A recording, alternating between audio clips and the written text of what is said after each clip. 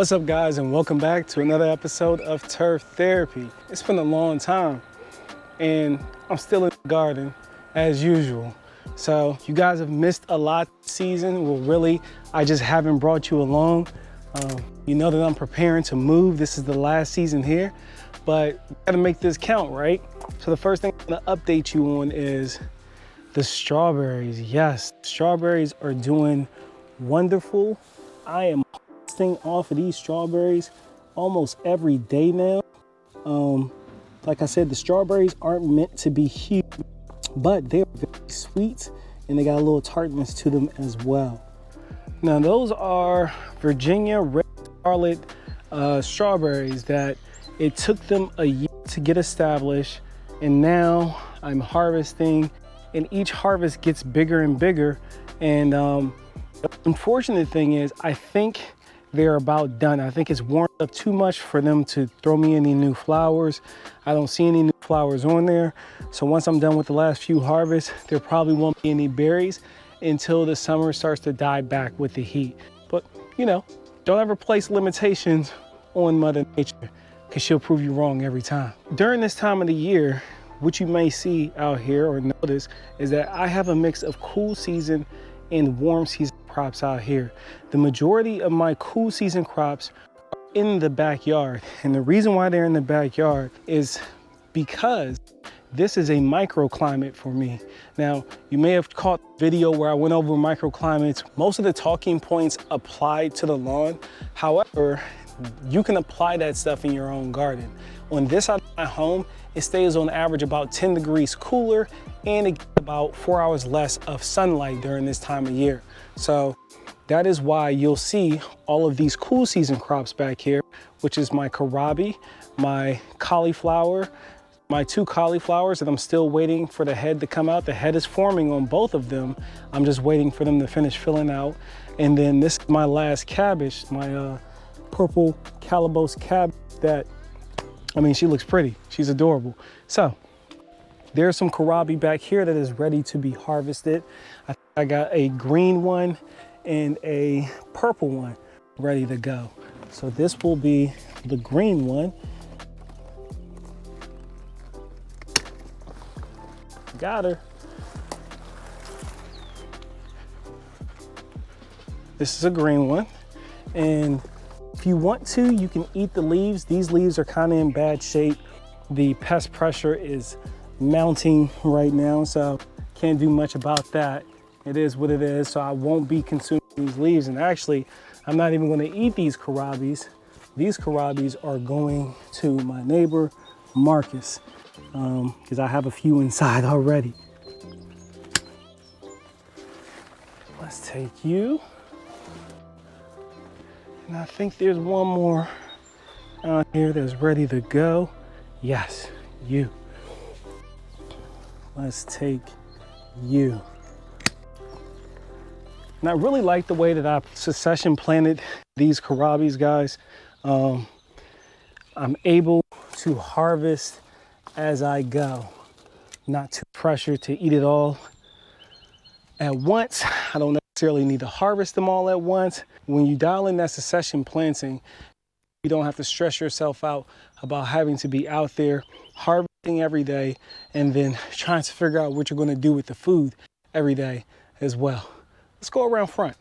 The lawn, of course, looks beautiful as usual. I just got a fresh mow in, so the dogs are definitely enjoying the low cut that I'm doing back here due to this not getting a lot of sunlight, and then that making me more susceptible to any types of disease. That really helps the airflow when I chop it down a lot lower like that.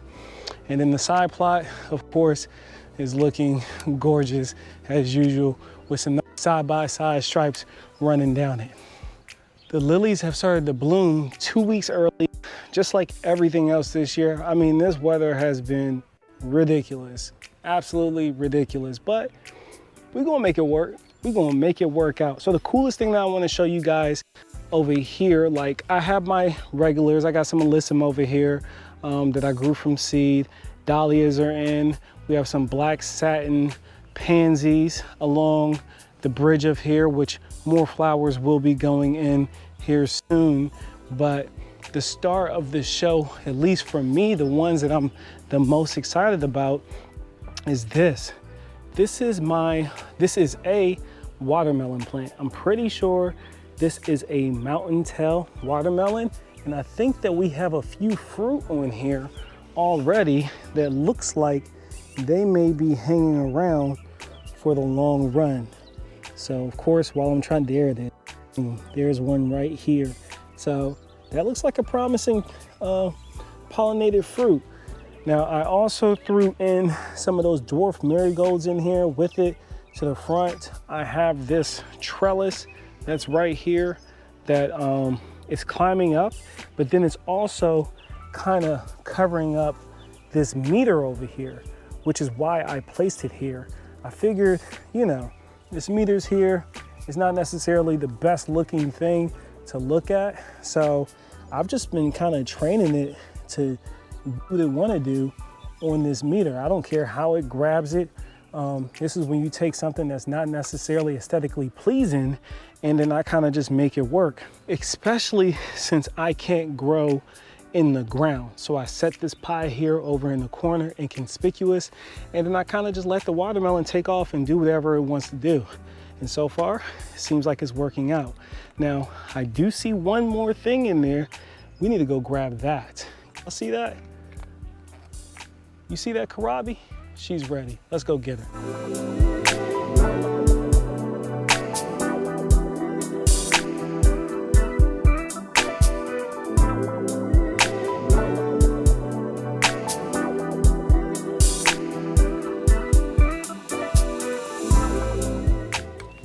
So now we're up to 1, 2, 3, 4, 5 kohlrabi and about 15, 20 strawberries.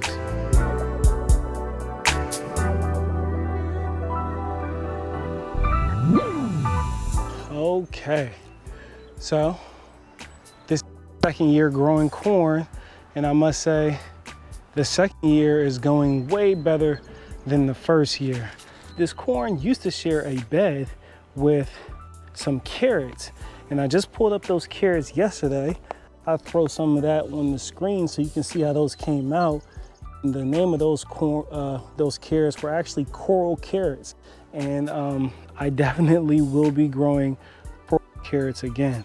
But this is my peaches and cream corn, and I'm pretty sure I started to see a tassel coming up off of one of the corns. Let me see if my eyes were just playing tricks on me. Okay, my eyes were just playing tricks on me, which was good. I don't really want to see tassels yet. I want them to get more height on them before the tassels come out, and the tassels are what we need in order to pollinate the cobs once they start setting. So they look healthy, nice green blades, no signs of disease. We're in a good place. Happy with it. This bed was filled with carrots, and I just harvest those, and I was really happy with what I got out of it. The carrots aren't as big as I would like them to be, and to be honest, I think I just did a little bit too much crowding again with my carrots, but lessons learned, and I'll try to do better next time. But in the meantime, in between time, I have plenty of carrots to eat until then. Now, there's nothing in this bed right now, but I went ahead and I dropped some okra seeds. Now I know you're thinking like, okra seeds, aren't you late for okra seeds?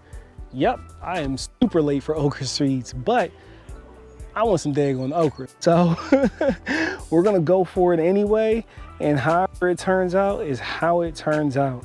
That pretty much wraps this one up. A little garden to show you where I'm at.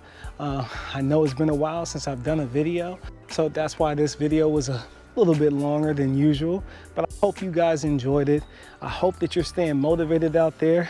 If you're going through some growing pains this season, don't give up. Just keep dropping seeds like TNOG says, and it'll all buff out. All right, well, I'll catch y'all next time for another episode of Turf Therapy, where we're healing lawns and souls. And I'll see you next time for your weekly dose of therapy with Rob.